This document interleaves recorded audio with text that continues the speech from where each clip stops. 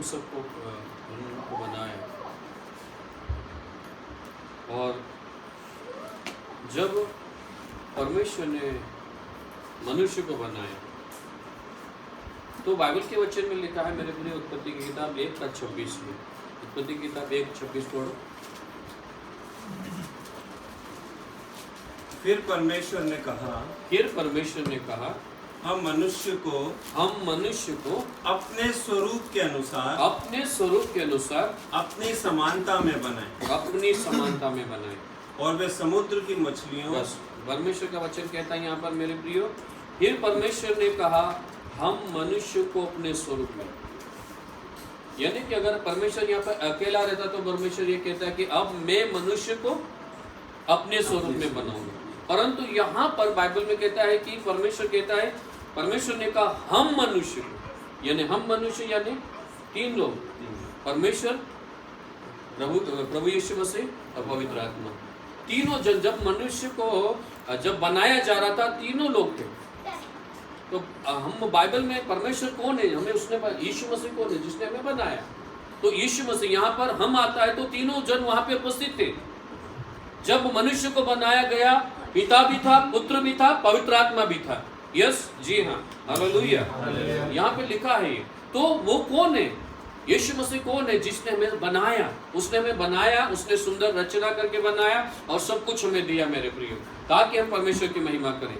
आज का विषय है यीशु कौन है। आज का विषय क्या है, यीशु कौन है। यीशु कौन है मेरे प्रियो, हम जानते हैं यीशु मुक्तिदाता है, यीशु मसीह, यीशु शांतिदाता है, यीशु उद्धार करता है, यीशु चंगाई देने वाला, यीशु छुटकारा देने वाला, यीशु सब कुछ करने वाला है। तो मेरे प्रियो यीशु सब कुछ देता है, सब कुछ करता है वो। तो मेरे प्रियो मैं आज आपको कुछ बातें चंद मिनटों में आपके सामने कुछ वचनों को और कुछ बातों को रखना चाहूँगा। पहली बात है, यीशु मसीह रास्ता को खोलने वाला है। यीशु मसीह कौन है, रास्ता को खोलने वाला परमेश्वर है। निर्गमन की किताब उसका 14 अध्याय और 13 वचन में इस प्रकार लिखा है, मूसा ने लोगों से कहा, डरो मत, खड़े उद्धार का काम देखो जो यहोवा आज तुम्हारे लिए करेगा। मेरे प्रियो पहली बात है, यीशु मसीह रास्ता खोलने वाला है, राह को खोलने वाला है। और यहाँ पर आपको मालूम है कि यहाँ पर जब मिस्र की गुलामी में से परमेश्वर ने लोगों को निकाल के लेके आया, और निकाल के लेके आया, सामने बड़ी मुसीबत आई और वो था लाल समुद्र। और प्रभु वहां पर परमेश्वर ने वहां पर रास्ते को खोला, लाल समुद्र को 2 भाग कर दिया। यीशु मसीह रास्ता को खोलने वाला है। वचन कहता है मेरे प्रियो कि डरो मत, खड़े देखो, खड़े परमेश्वर के काम देखो। वो रास्ता खोलेगा और आपको खड़ा भी करेगा, आपको स्थिर करेगा, आपको मजबूत करेगा, आपके साथ में रहेगा। बाइबल के वचन में हम लोग मरकुस और यीशु समाचार 2 अध्याय में 1 वचन से 12 वचन तक हम एक व्यक्ति के बारे में पढ़ते जो लकवे का था, लकवे से ग्रसित था, और उसके 4 दोस्तों ने उसको लेकर उठा के लेके गए। और जब वहां पे लेके गए तो वहां पर भीड़ थी, और तो भीड़ के कारण यीशु तक उस व्यक्ति को पहुंचाने नहीं पाए, है ना, पहुंचा नहीं पाए। उन्होंने क्या किया, उसके बाद में उन्होंने उस व्यक्ति के लिए रास्ते को खोलने के लिए वो छत पर चढ़ गए और छत पर के खपरेल हटा दिए, और खपरेल हटाकर ये वहां तक यीशु के पास तक पहुंचाए। यीशु के पास तक उस लकवे के रोगी को उन 4 लोगों ने पहुंचाया। जहां रास्ता नहीं है वहां रास्ता यीशु खोल देता है, बना देता है, वो खोल देता है। यीशु मसीह रास्ता खोलने वाला। आज की इस शाम में पवित्र आत्मा आपसे और मुझसे कहता है आपके लिए रास्ता बंद होगा, पर यीशु मसीह आपके लिए रास्ता, नए रास्तों को खोलने जा रहा है। हालेलुया बोले। वो रास्तों को खोलने जा रहा है आपके घर में, आपके नौकरी में, आपके बच्चों की जिंदगी में, आपके पारिवारिक जीवन में। प्रभु यीशु मसीह एक रास्ते को खोलने जा रहा है मेरे प्रियो। और उसके बाद में यहाँ पर बाइबल का वचन कहता है, मरकुस उसका 2 का अगर 11 वचन पढ़ोगे तो वहां पर उस व्यक्ति को कहा, उस जो व्यक्ति था जो पड़ा हुआ था उसके लिए रास्ता खुल गया, पर पड़ा हुआ रास्ता खुल गया, यीशु तक पहुंचा दिया, पर वो पड़ा हुआ रास्ता भी खुल गया, पर अभी तक वो खड़ा नहीं हुआ मेरे प्रियो, पड़ा हुआ है। और 11वें वचन में परमेश्वर का वचन कहता, पढ़िए, मैं तुझसे कहता हूँ उठ जा अपनी खाट उठा। बाइबल का वचन कहता मेरे प्रियो, बाइबल का वचन कहता उठ जा। और बाइबल का वचन कहता उस व्यक्ति को प्रभु यीशु मसीह ने खड़ा किया। हालेलुया। डरो मत, खड़े खड़े परमेश्वर के चमत्कार को देखो। वो जो व्यक्ति पड़ा हुआ था उसके लिए रास्ता भी खोला और उसके लिए उसको प्रभु यीशु मसीह ने चंगाई भी दिया और बोला उठ खड़ा हो जा और अपनी खाट उठाकर चला जा। अपनी खुद की खाट, जिस खाट को वो पड़ा हुआ था, अपनी समस्या में, आज हम कई दिनों से अपनी समस्या में पड़े हुए और उन परिस्थितियों से जूझ रहे होंगे, पर प्रभु का वचन कहता है प्रभु यीशु मसीह आपकी अपनी समस्या से प्रभु यीशु मसीह आज आपको निकालना चाहता है, आपके लिए रास्ते को खोलना चाहता है। देखते फिलदिल्फिया की कलीसिया को लिखते हुए बाइबल के वचन में लिखा है, मेरे प्रियो, देख तेरे सामने खुले द्वार है। प्रभु यीशु मसीह ने तेरे लिए खुले द्वार है। एक गीत भी है, देख तेरे सामने खुले द्वार है, प्रभु ने खोला है, कोई संग है। देख तेरे सामने खुले द्वार है, प्रभु ने खोला है, कोई संग है। खुले द्वार है हमारे सामने, प्रभु ने खोला है, कोई संग है। खुले द्वार है हमारे सामने, प्रभु ने खोला है, वही संग है। पहली बात है, यीशु द्वार खोलने वाला है, यीशु रास्ता खोलने वाला है। एक और विल्सन जॉर्ज का गाना है, जब सारे दरवाजे तुझे बंद दिखे, देखो नया द्वार प्रभु ने खोला है। जब सारे दरवाजे तुझे बंद दिखे, जब सारे दरवाजे तुझे बंद दिखे, समझो नया द्वार खोला है प्रभु ने, समझो नया द्वार खोला है प्रभु ने। यीशु मसीह रास्ता खोलने वाला है। बहुत सी बातें बोलना था पर चंद समय हमारे पास में नहीं है।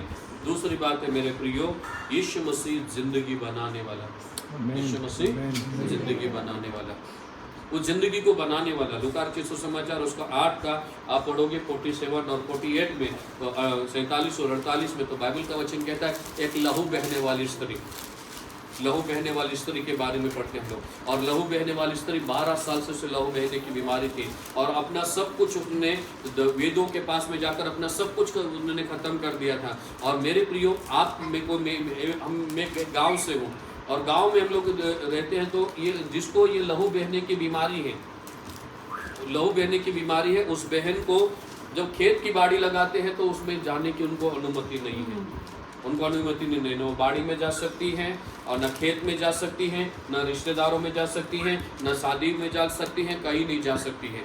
उसकी इसकी जिंदगी भी ऐसी थी, कहीं भी कहीं की नहीं थी, उसकी जिंदगी पूरी खराब थी, बिगड़ी हुई थी और वहाँ वो कहीं नहीं जा सकती थी, कुछ भी नहीं कर सकती थी। पर मेरे प्रियो, यहाँ पर वो विश्वास से यीशु के पास में गई और ये कहती थी कि मैं यीशु के वस्त्रों को छू लूंगी और चंगी हो जाऊंगी। 48 पढ़ो इसका, 8 का 48।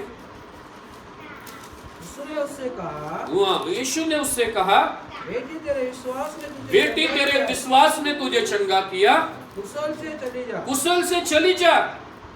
जो जिंदगी उसकी खराब थी, जो जिंदगी उसके लिए बदसूरत बन गई थी मेरे प्रियो, पर यीशु के पास में आई और यीशु ने उसे जीवन दिया। हालेलुया। यीशु मसीह जिंदगी बनाने वाला, बिगड़ी जिंदगी को बनाने वाला प्रभु है, बिगड़ी जिंदगी को, बिगड़ी अवस्था को बनाने वाला प्रभु है।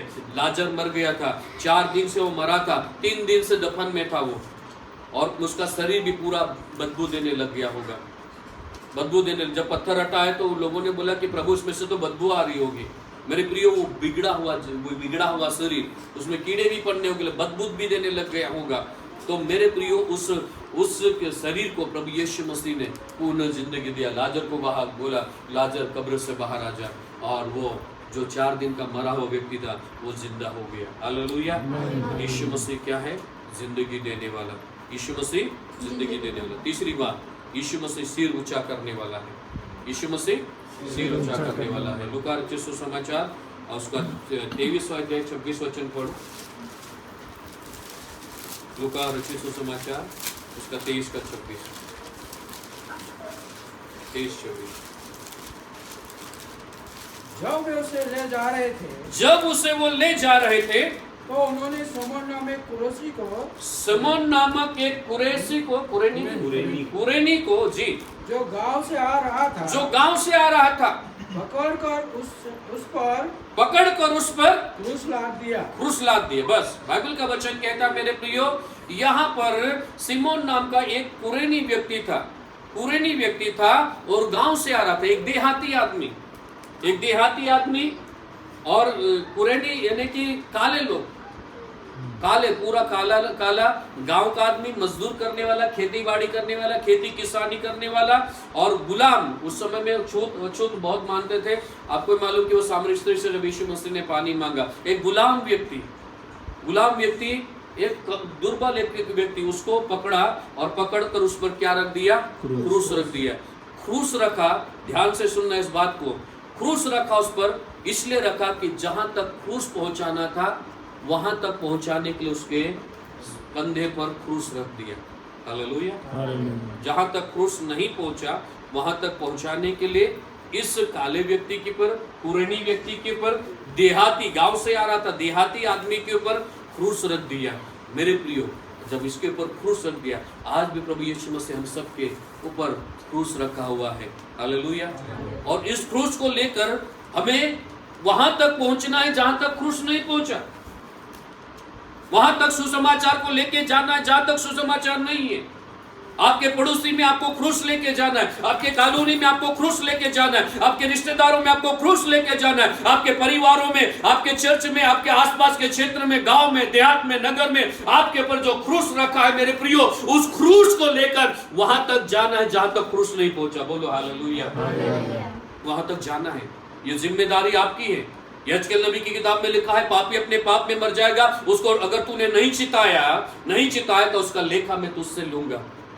क्रूस प्रभु ने हम सबको दिया है और क्रूस लेकर वहां तक पहुंचना है जहां तक क्रूस नहीं पहुंचा। तैयार है आप लोग? सही बोल रहा हूं मैं? कुरेनी को यही तो, इसीलिए तो क्रूस ऊपर रखा कि वहां तक पहुंचाए जहां तक क्रूस नहीं पहुंचा था, क्योंकि यीशु को मारा गया तो उसके शरीर से खून आ रहा था और थक गया था यीशु मसीह, क्रूस उठाने के लायक नहीं था, इसलिए क्रूस उस कुरेनी व्यक्ति के ऊपर, उसके कांधे के ऊपर, उस काले व्यक्ति के ऊपर रख दिया, बाकी वहां तक क्रूस पहुंचा है। मेरे प्रियो, आज भी प्रभु यीशु मसीह हम सब के ऊपर क्रूस रखा है, ताकि जब क्रूस हमारे अंदर आता है तो हमारे सिर को प्रभु ऊंचा करता है। हालेलुया। सिर को ऊंचा करता है।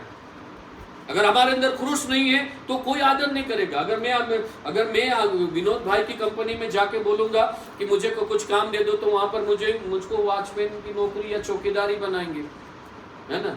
वहां कोई मेरे को ये नहीं बोलेंगे कि आप पास्टर साहब हो, ये हो, कुछ नहीं चलेगा।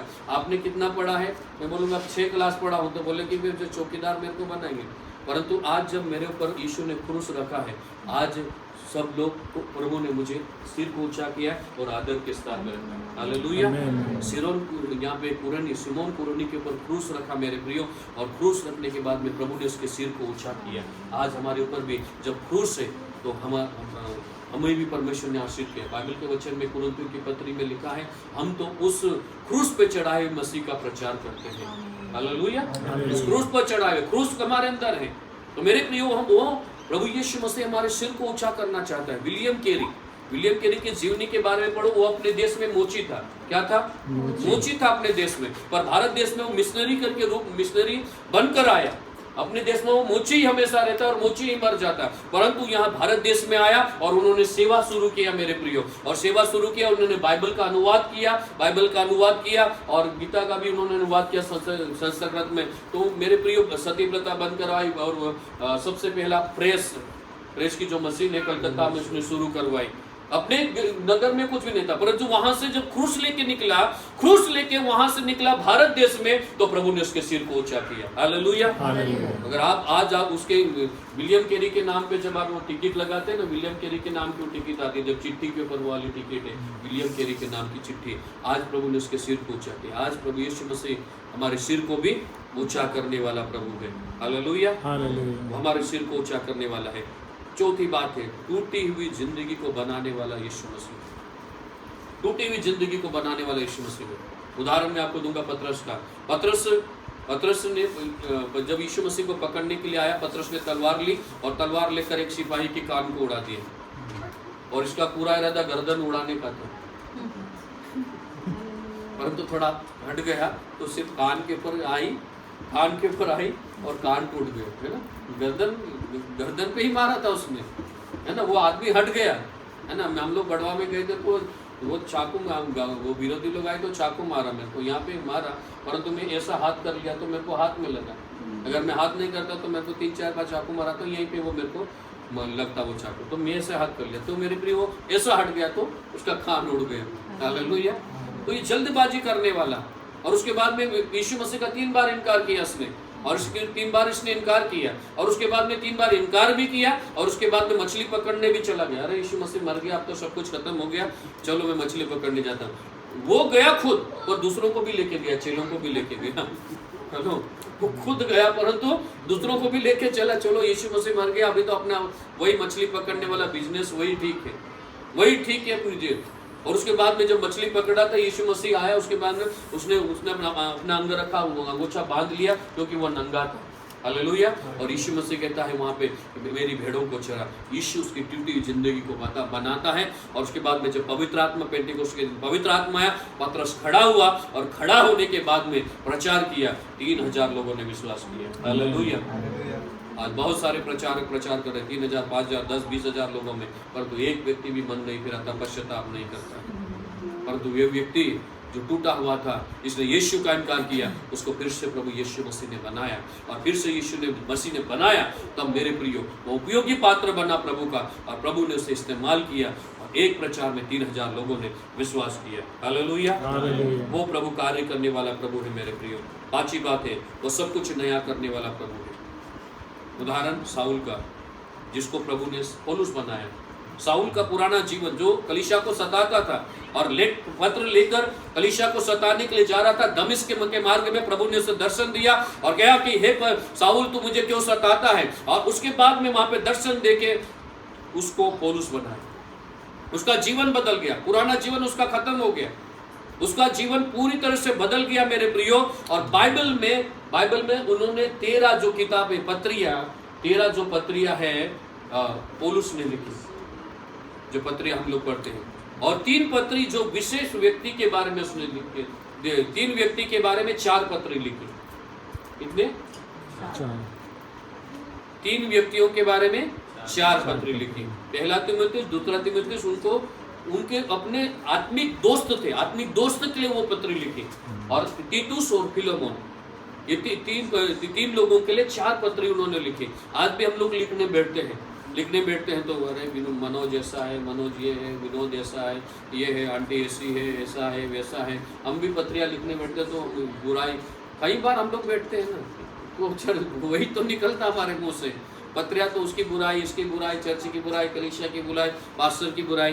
पर यहाँ पर जब ये जीवन के बारे में लिखता, अपने आत्मिक दोस्तों के बारे में, उनकी उन्नति के लिए लिखता, आप जब पढ़ोगे वहाँ पर। हालेलुया। तो मेरे प्रियो, यीशु मसीह नया जिंदगी देने वाला है।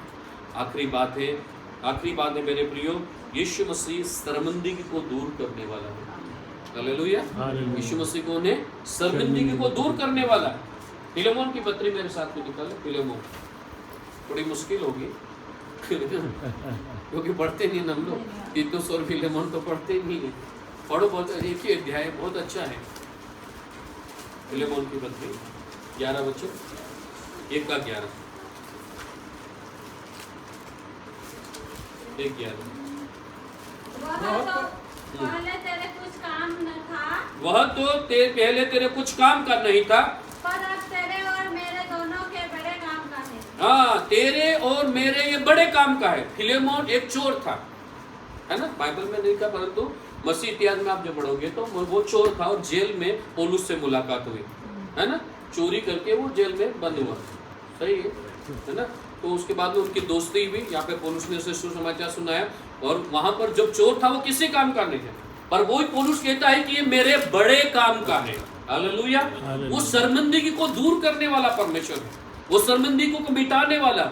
उसके बाद में फिलेमोन को सुसमाचार सुनाया और उद्धार को पाया। पहले ये मेरे काम का नहीं था, परंतु अब ये मेरे बहुत काम का है, मेरे काम का व्यक्ति है ये। पहले ये जो पुराना जीवन था वो काम का नहीं था, परंतु आज ये मेरे बड़े काम का है। और उसके बाद में वहां पर उससे बोलता है कि अब ये चोर नहीं है। उसके बाद उसे सुसमाचार सुनाया जाता। बाइबल में नहीं लिखा, परंतु मसीह इतिहास में फिलेमोन के बारे में लिखा, फिलेमोन के बारे में लिखा, जहां वो चोरी करके आया था वहां पर पौलुस ने उसे भेजा, छूट कर गया और वहां पर जाकर उसने कलीसिया की शुरुआत की है। हालेलुया।